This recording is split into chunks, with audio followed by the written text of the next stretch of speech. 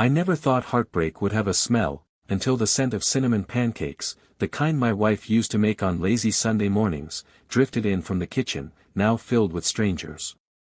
I stood by the living room window, hands trembling as I looked at the family my wife had chosen over us. Her new boyfriend, tall and muscular with a dentist smile, laughed as his 2 kids ran around my house like it already belonged to them. My son, Liam, sat cross-legged on the couch, clutching his favorite book, the one I gave him on his 10th birthday. He was only 11 now, but his eyes looked older, too old for a child who had to witness the unraveling of a family. Emma, my wife, or rather, soon-to-be ex-wife, walked in with a confidence I hadn't seen in years. She had makeup on, a new hairstyle, and a glow I remembered from our early days. But none of that softened the ache in my chest. This was the day she had chosen to introduce her new boyfriend to me formally. Not just him, but his kids too. A full presentation, as if she was hosting a game show called Meet Your Replacement. David, she said, not even meeting my eyes, this is Marcus, and these are his kids, Sam and Lily. We thought it was time to make things official. Make things official. Like it was just paperwork, just a routine shift. But for me, it was everything. A lifetime of shared glances, inside jokes, and dreams deferred now rewritten with new characters. I wanted to scream, but I stayed silent. Marcus offered his hand. I took it reluctantly, more out of habit than intention. His grip was firm, but his eyes showed caution. Maybe even guilt.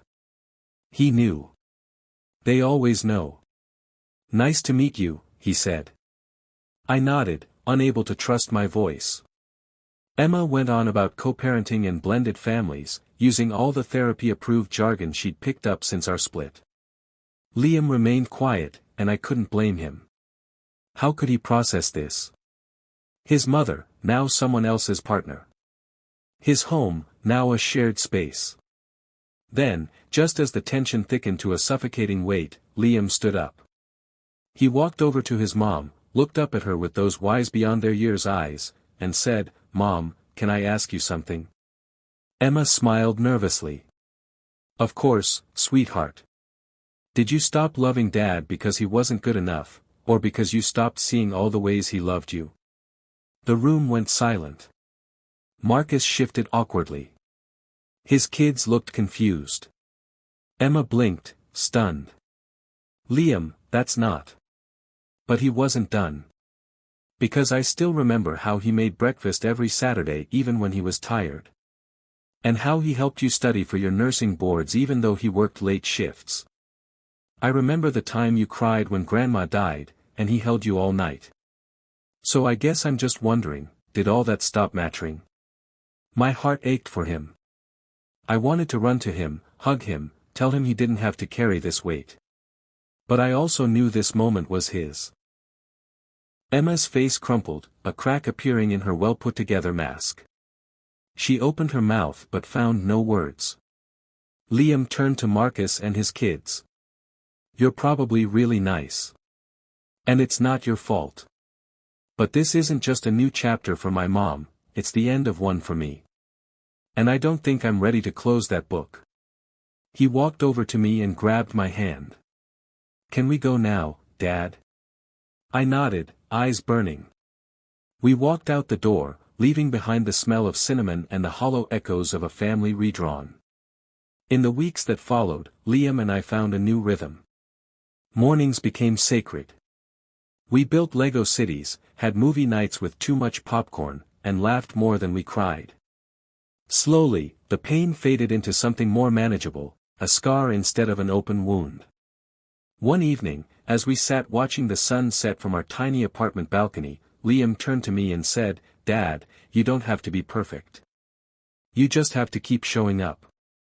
And you always do." I swallowed hard. "Thanks, buddy. That means a lot." He smiled. "One day, Mom's going to remember all the things she forgot.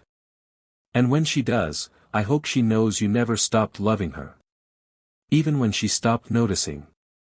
That night, I realized something profound. Sometimes, love isn't about holding on. It's about being the kind of person worth remembering. Not because you fought to stay, but because you had the grace to let go without losing yourself. Emma reached out a few months later. Not to rekindle, but to apologize.